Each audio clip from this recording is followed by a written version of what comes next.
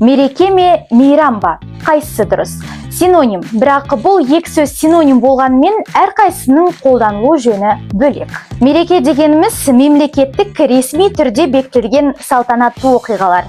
Ал мейрам жалпы халықтық сипаттағы қалыптасқан әрі дәстүрге айналған салтанат той-думан.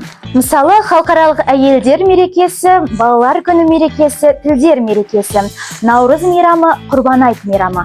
Мейрамның мерекеге қарағанда аясы кеңірек. Тағы бір кең тараған қате, қызығыммен бөлсемін, ақпаратпен бөлсем, құпиямен бөлсем. Адам ақпаратпен бөліспейді, ақпаратты бөлсе. Көмектес септігінің қосымшасын дұрыс пайдалану керек. Мұны тексеру үшін кіммен нені бөлсемін деп сұрақ қойса жеткілікті. Ақпаратпен нені бөлсесіз, қуанышпен не бөлсейін деп жатырсыз. Бөлісу деген әрекеттің объектісі болатын сөз тек табыс септігінде тұрады. Ақпаратты бөлісу, қуанышты бөлісу. Бүгінге осы, сіздермен аяулым Тілеуғабыл, тіл тазалығын өзімізден бастайық.